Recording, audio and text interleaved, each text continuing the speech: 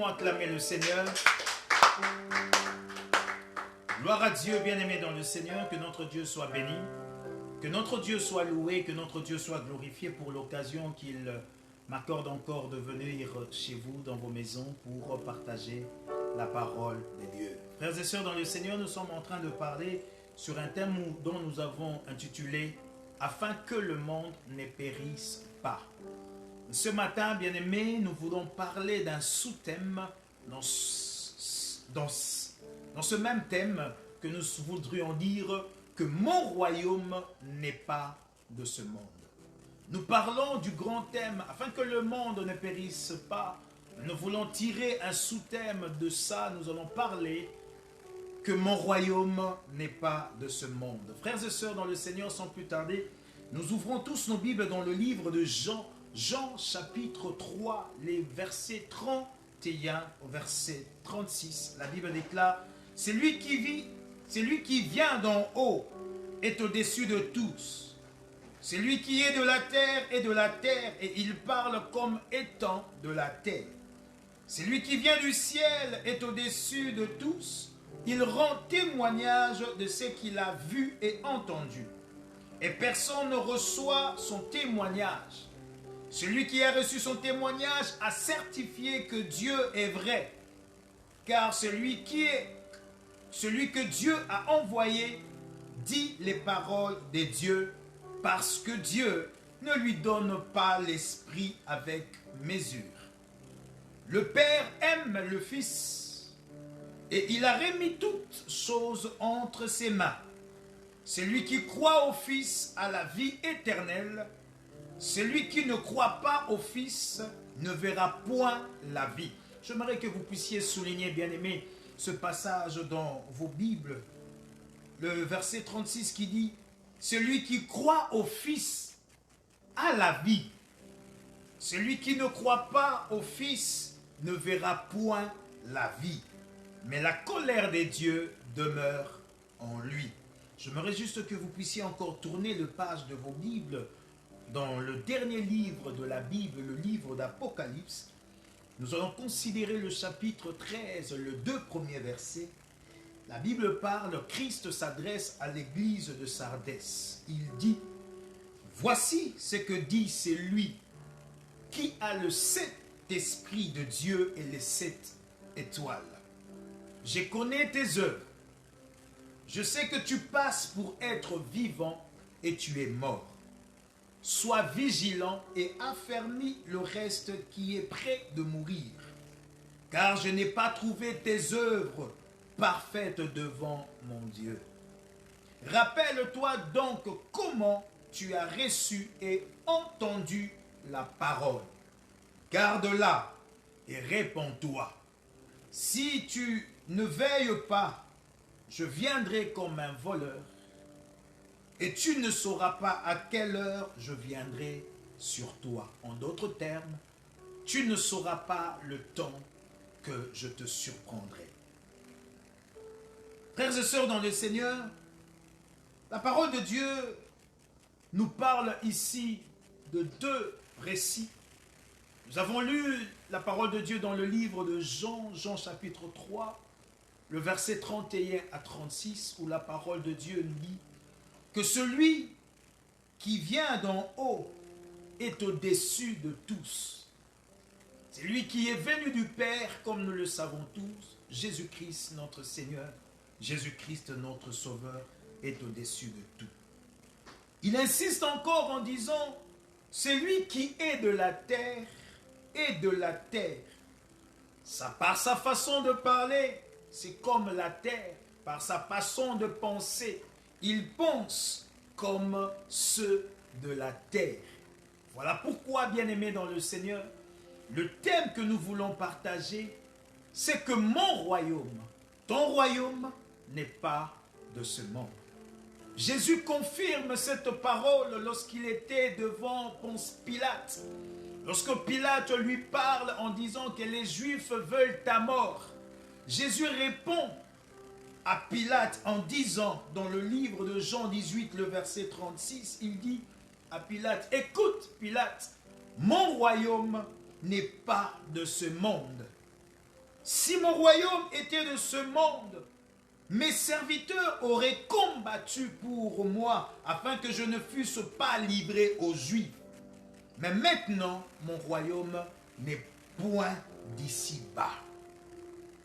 Frères et sœurs, lorsque nous lisons les deux récits, le livre de Jean et nous voyons le livre d'Apocalypse, où le Seigneur lui-même adresse des lettres aux églises, aux 7 églises.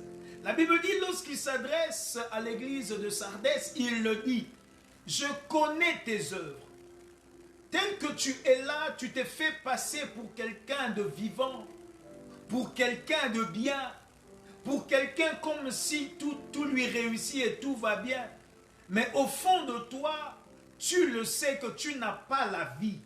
Au-dedans de toi, au lieu que coule la source de vie, la source de Dieu, mais au-dedans de toi, ce qui coule, c'est la mort. C'est pourquoi il insiste en disant à l'église de Sardès, affermis-toi, répands-toi, reviens à la raison, reviens par rapport à la parole que tu as entendue, reviens par rapport à la parole qui t'a été enseignée, reviens par rapport à cette parole que le Christ a annoncée dès les débuts de son ministère en disant, répentez-vous car le royaume des cieux est proche. Il dit à Sardès, garde cette parole, garde cela, ne t'en détourne point et ne t'en sépare non plus. Frères et sœurs dans le Seigneur, la vie éternelle n'est pas seulement une espérance pour l'avenir. Vous savez, des fois, lorsque l'on parle de la vie éternelle, c'est comme si les hommes auront la vie éternelle à la fin de temps. Frères et sœurs, non. Les hommes ont la vie éternelle maintenant. La vie éternelle, c'est une réalité présente. Est une réalité présente pour quiconque croit en Jésus-Christ, notre Seigneur, en Jésus-Christ, notre Dieu. Jésus dit, je suis le chemin, la vérité et la vie.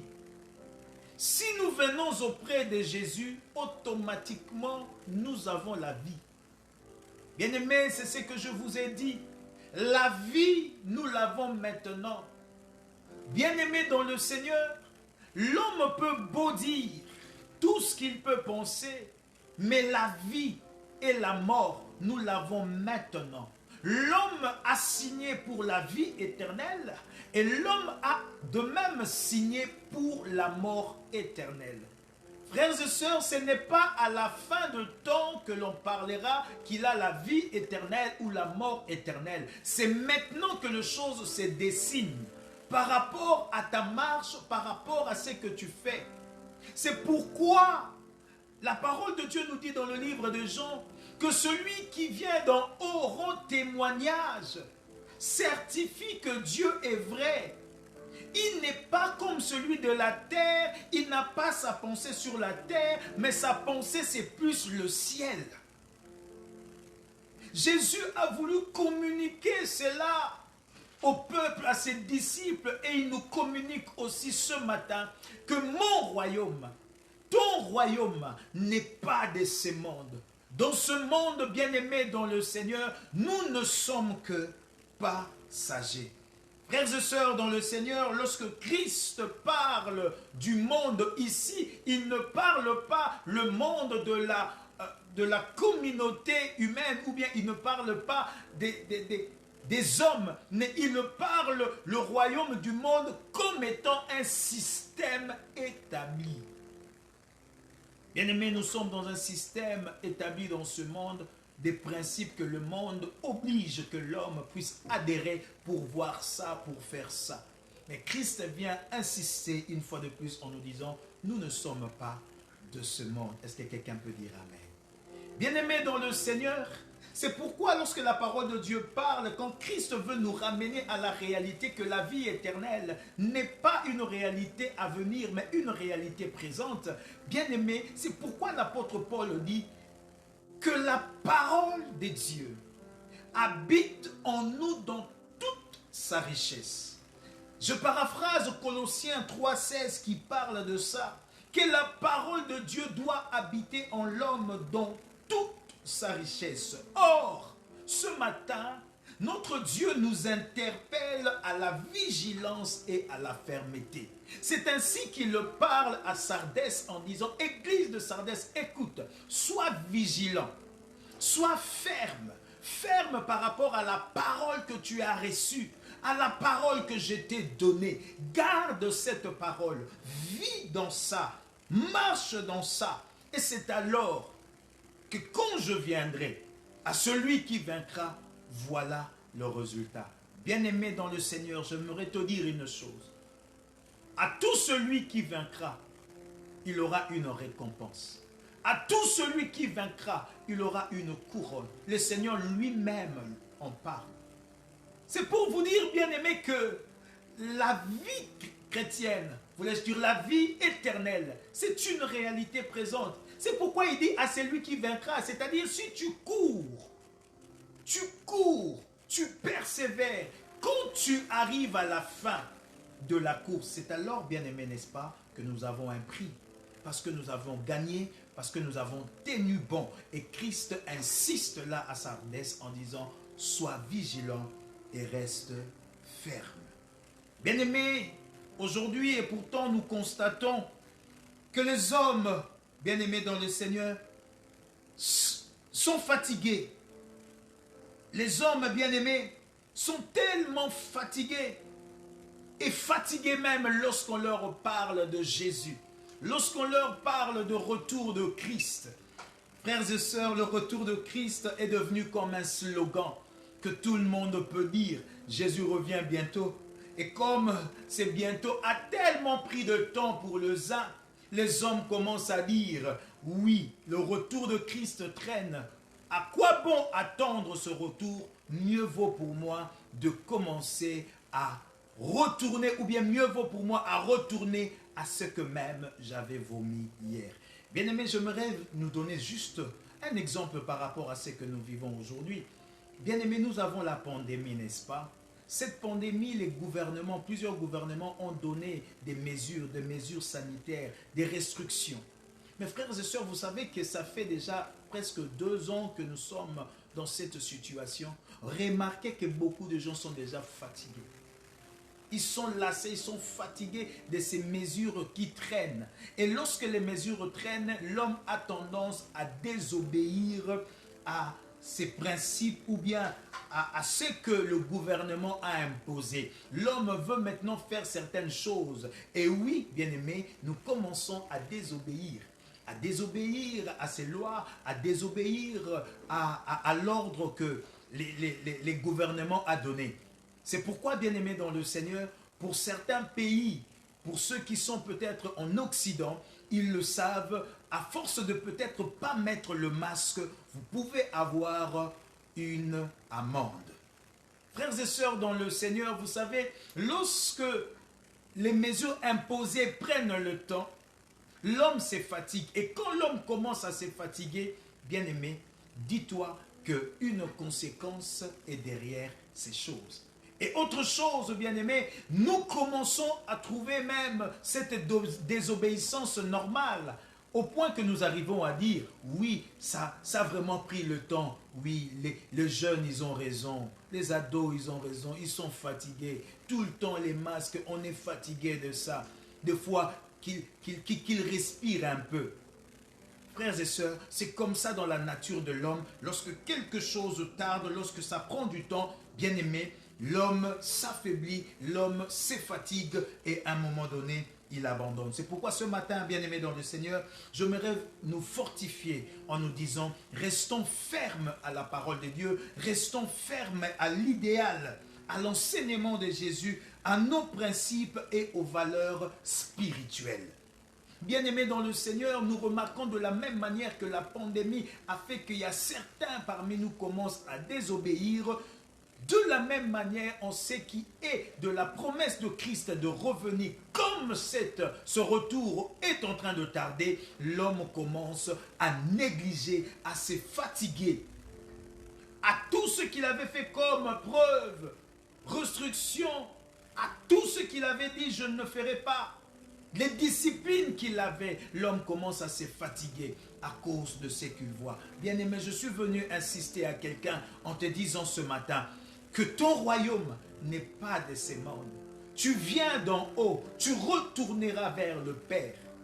Et ce qui est de la terre se comporte comme la terre, réfléchissant comme la terre, parlant comme ceux de la terre. Mais toi, mais moi qui te parle ce matin, si nous sommes vraiment venus d'en haut, où notre patrie est le ciel, notre royaume vient des dieux, frères et sœurs, j'aimerais te dire de tenir ferme. C'est pourquoi Christ dit à l'église de Sardès, tu apparais en d'autres termes, tu te fais passer pour être vivant, mais en réalité, tu es déjà un mort. N'est-ce pas vrai, bien-aimés dans le Seigneur? Beaucoup parmi nous passent devant les hommes comme si ce sont des vivants, comme s'ils ont encore la puissance, la vie de Dieu en eux. Mais en vérité, il n'y a pas cette vie en eux. Bien-aimés, nous nous lassons trop vite à cause du temps élastique du retour de Christ. Bien-aimés dans le Seigneur, j'aimerais dire à quelqu'un ce matin, Dieu n'est jamais en retard de quoi que ce soit par rapport à quoi que ce soit. Dieu ne dépend pas du temps, mais il utilise le temps. Il n'agit pas selon notre temps, mais il agit dans le temps. Frères et sœurs, Dieu est hors du temps. Il le sait. Au moment où toi, au moment où moi, je peux dire que ça tarde, le temps, ça traîne, ça dure. Mais bien aimé dans le Seigneur, la Bible ne nous dit-il pas qu'un jour est comme 1000 ans devant Dieu et 1000 ans comme un jour? Quand toi tu penses que cela tarde, que tu souffres peut-être sur la terre, Jésus te dit, persévère. 1000 ans est comme un jour devant le Seigneur. Et bien aimé, vous savez, je rends grâce à Dieu parce qu'il n'est pas encore revenu. Si le Seigneur était de retour, et s'il est de retour, bien aimé, plusieurs parmi nous n'iront pas au ciel. Plusieurs parmi nous ne verront pas le Seigneur. Le Seigneur nous permet, il tarde encore à venir pour toi. Il tarde encore à venir pour te dire, réponds-toi. Comme il dit à l'église de Sardès, sois vigilant. Bien-aimé, il n'y a plus la vigilance parmi nous. Nous n'avons plus la fermeté à la parole de Dieu, à des valeurs spirituelles. Autrefois, nous avions acquises. Nous ne les avons plus. Nous abandonnons. Nous négligeons. À cause de ce que ça tarde, l'homme commence à négliger toutes ces choses. Bien-aimé, le temps. Frères et sœurs, si nous voulons parler le temps est une continuité indéfinie.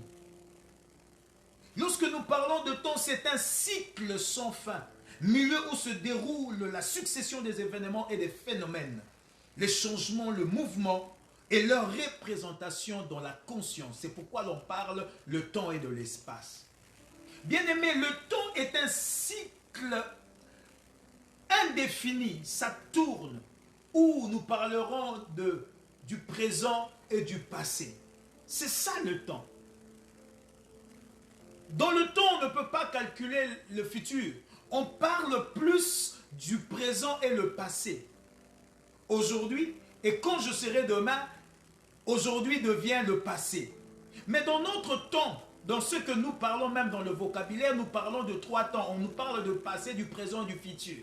Mais bien aimé, le futur ne t'appartient pas, le futur ne m'appartient pas. C'est pourquoi l'homme est censé préparer son présent. L'homme est censé être ferme maintenant.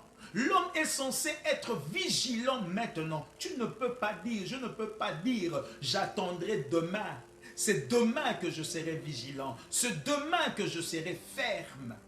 Non, c'est aujourd'hui. Si hier tu ne l'étais pas, aujourd'hui, le Seigneur te permet, bien-aimé dans le Seigneur, d'écouter cette parole pour te rappeler que ton royaume n'est pas de ce monde. Alors, sois vigilant. Alors, sois ferme.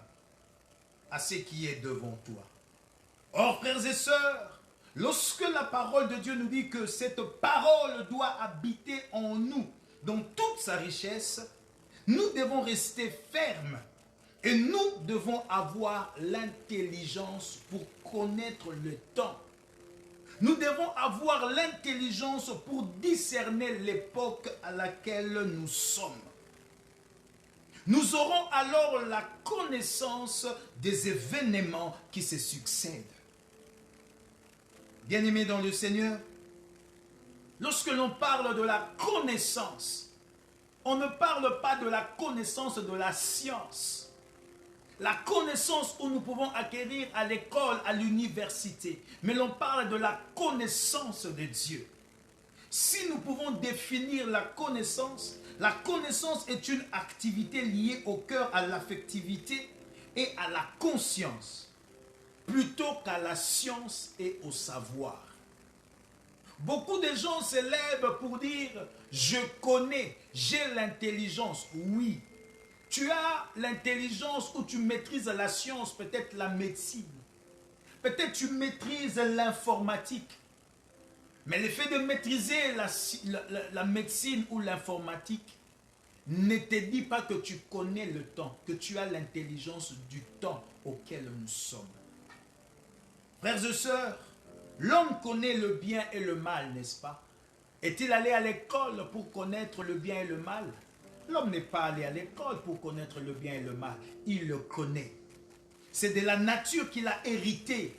Il connaît que ça est mal et l'autre est bien. Et pour Dieu, lorsque l'on parle de la connaissance, connaître veut dire, en d'autres termes, suivre et obéir, écouter la parole de Dieu. Frères et sœurs, lorsque l'on parle de la crainte de Dieu, craindre Dieu, nous devons avoir la connaissance, c'est-à-dire écouter Dieu, c'est-à-dire suivre Dieu, obéir à Dieu. Et cette crainte de Jésus-Christ, bien-aimé, est le principe même du savoir. Lorsque l'on connaît la vérité vous affranchira et c'est alors que vous serez libre. Connaître la vérité, c'est aussi connaître le temps auquel nous sommes. Cette connaissance, frères et sœurs, nous amène à discerner les saisons et le temps auquel nous sommes. Bien-aimés dans le Seigneur, lorsque l'on parle de saisons, on ne parle pas de saisons d'hiver ni d'été, mais on parle de saisons par rapport aux signes du temps de la fin. Bien-aimés, ce qui m'étonne, c'est que l'homme se lève chaque jour. Il pense à d'autres choses, à ce qui est de la terre, au lieu plus de penser, sans négliger aussi la terre, mais de penser d'abord à ce qui est de sa vie. À savoir, comme le Christ disait à Pilate, que mon royaume n'est pas de ce monde. C'est pourquoi si vous lisez dans le livre de Matthieu, Christ parle, se lamente à propos de Jérusalem. Il dit, Jérusalem, Jérusalem, si tu connaissais, si tu avais au moins l'intelligence du temps, si tu connaissais le signe du temps, si tu connaissais le temps de ta visitation, tu n'allais pas te comporter ainsi. Il est important à l'homme de connaître le temps actuel et de connaître, de voir de nos yeux le feu étranger qui est maintenant dans l'Église. Bien-aimés, il y a des signes qui ne trompent pas, qui nous montrent que le Christ reviendra et il reviendra bientôt. Les chrétiens, nous sommes plus préoccupés à d'autres choses au lieu que nous soyons préoccupés à la parole de Dieu, nous préoccuper par rapport au royaume de Dieu. Frères et sœurs, les chrétiens que nous sommes, à savoir que Christ tarde maintenant à venir, nous nous sommes retournés à nos habitudes jadis abandonnées autrefois. Nous sommes retournés dans des pratiques que nous avions arrêtées quand nous avons rencontré le Christ. Mais à force de voir le Christ tarder, les hommes, les chrétiens que nous sommes retournés dans ces affaires, retournés dans ces mauvaises vies. Hier, tu avais arrêté le mensonge. Hier, tu avais arrêté l'impudicité, l'adultère. Hier, tu avais arrêté tout ce qui ne glorifiait pas le Seigneur. Mais à force de voir que le jour passe et que l'Éternel tarde à venir, l'homme se fatigue en se disant, à quoi bon? À quoi bon abandonner ce qui était de la chair, ce qui était de la terre, voulais-je dire, ce qui me rapportait, ce qui faisait que je me sentais considéré. Voilà pourquoi l'apôtre Paul disait, je cours non pas comme à l'aventure, je cours non pas comme battant l'air, mais je cours pour remporter le prix. Bien-aimés dans le Seigneur, il est important que nous puissions chaque jour que nous passons sur cette terre, si l'Éternel nous permet encore d'être en vie, d'avoir en nous la pensée de l'éternité, la pensée de nous dire que notre royaume n'est pas d'ici-bas, n'est pas de la terre, mais notre royaume est du ciel. Nous sommes sortis des dieux, nous sommes venus du ciel et nous retournerons auprès du Père. Nous retournerons, bien-aimés, dans le Seigneur. La vision des enfants de Dieu par rapport au royaume des cieux commence à s'éteindre jour après jour. Oh bien-aimé, essaie de voir, j'aimerais te rappeler. Tu te rappelles quand tu as connu le Christ? Tu vois le zèle que tu avais. Comme la Bible dit, le zèle de ta maison me dévore. Tu te rappelles de l'amour de Dieu qui était en toi. De la manière où tu priais, la manière où tu faisais les choses. Regarde par rapport à maintenant. À force que le jour passe, l'homme s'affaiblit. Réfléchis. Oui, c'est à toi que je parle. Tu te rappelles de l'amour de Dieu qui était en toi au point où tu te levais à 4 heures du matin pour prier? De l'amour de Dieu qui était en toi, tu te levais pour servir Dieu. Tu sortais de ta maison pour évangéliser, partager même les invitations parce que tu te disais, je dois gagner, sauver des âmes pour qu'ensemble nous puissions hériter le royaume des dieux. Mais regarde aujourd'hui, la vision que tu avais, l'amour de Dieu que tu avais en toi, l'amour du royaume des dieux commence à s'éteindre jour après jour. Bien-aimé, j'aimerais vous lire quelqu'un qui a connu la même chose dans la parole de Dieu. Lisez avec moi le livre de Jean 21, le verset 2 à 7. Ici, la Bible nous parle, c'est après la mort de Jésus. Les disciples de Jésus. La Bible dit Simon-Pierre, Thomas, appelé Didyme, Nathanaël de Cana en Galilée, le fils de Zébédée et 2 autres disciples de Jésus étaient ensemble. Simon, alors qu'ils étaient tous ensemble, Simon se lève pour dire à ses frères en disant, je vais pêcher. Il lui dit, nous allons aussi avec toi. Est-ce que quelqu'un lit ça avec moi? Si vous lisez bien les versets précédents, la Bible nous parle que Christ, lorsqu'il a gagné Pierre, il dit à Pierre, je ferai de toi pêcheur d'âmes, gagneur d'âmes. Toi qui étais pêcheur, tu étais dans ton entreprise de poissons, moi je veux changer. C'est-à-dire que Pierre avait pris l'initiative de marcher avec Jésus, il vivait avec le Christ. Alors que Christ est mort, Pierre a trouvé qu'il n'y avait plus d'espoir. Simon, à un moment donné, a décidé, bien aimé dans le Seigneur, de retourner à ce qu'il avait vomi, de retourner dans ses anciennes affaires. Et là, Simon a fait quelque chose. Frères et sœurs, il y a une influence positive et il existe aussi une influence négative. Simon, Didyme et les autres, Nathanaël, le fils de Zébédée, ils avaient reçu la parole de Dieu. En principe, ils ne devaient pas.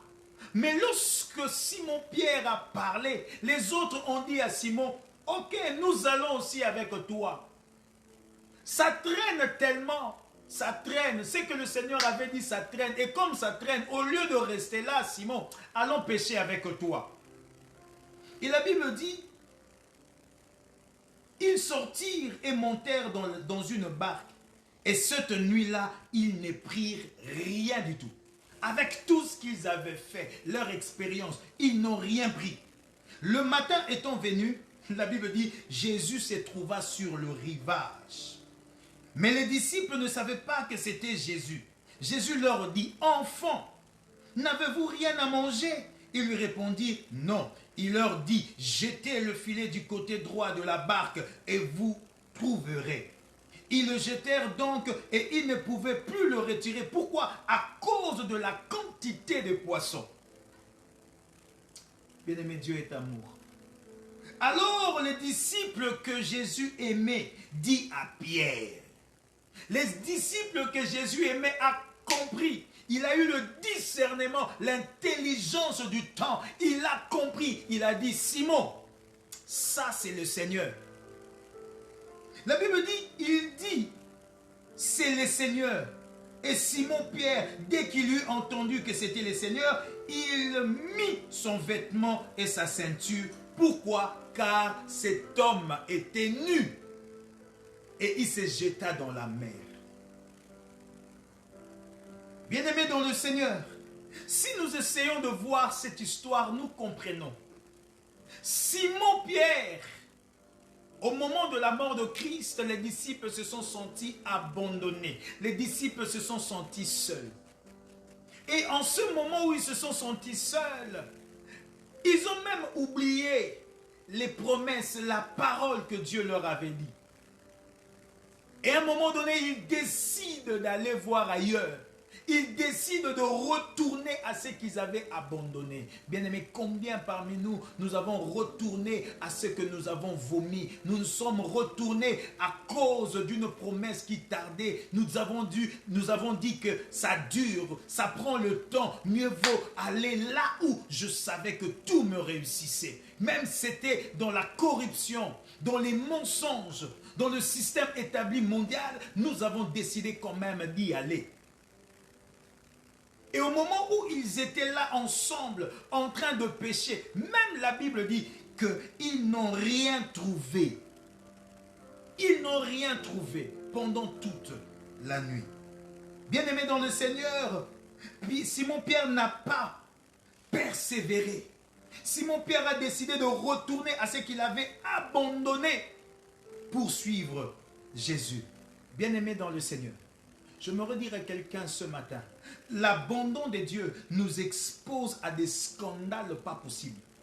Lorsque nous abandonnons le Seigneur, bien-aimé, cela nous expose à des scandales. La Bible nous dit, Simon-Pierre était nu. Il n'avait plus ses vêtements. Il ne les avait plus. Il était nu. Frères et sœurs, la nudité représente le fait de se dépouiller de ses valeurs. Quand Simon-Pierre s'est retrouvé dans cette situation, en fait, en vérité, il s'était dépouillé, bien-aimé dans le Seigneur, des valeurs. Des valeurs qu'autrefois nous prenons.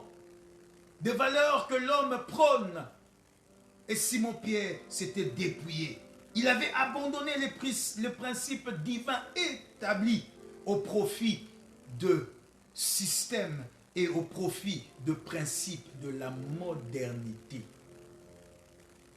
Aujourd'hui, les hommes de Dieu, des enfants de Dieu, nous parlons comme tout le monde, n'est-ce pas? Christ dit, la Bible dit, c'est lui qui est de la terre, fait des choses comme de la terre, même parler comme de la terre, s'habillant comme de la terre. Tout ce qu'il fait est comme de la terre. En d'autres termes, la parole de Dieu veut nous dire nous qui sommes des dieux, ayons plus la vision du royaume. Ayons plus l'attachement au royaume, la pensée du royaume. Quand bien même nous sommes sur la terre. Frères et sœurs dans le Seigneur, la Bible est claire là-dessus. Et c'est comme ça que l'homme que nous sommes, nous commençons à oublier le retour de Jésus. Bien-aimé, je me redire à quelqu'un ce matin, Jésus revient bientôt. Je pensais que tu allais dire Amen. Jésus revient bientôt. Les bientôt dont on parle, ce n'est pas un slogan. Frères et sœurs, je vous ai parlé le temps. Le temps, lorsque l'on parle de temps, c'est un cycle indéfini. Où on parle le présent et le passé. Mais bien aimé dans le Seigneur, ton lendemain, tu ne le connais pas.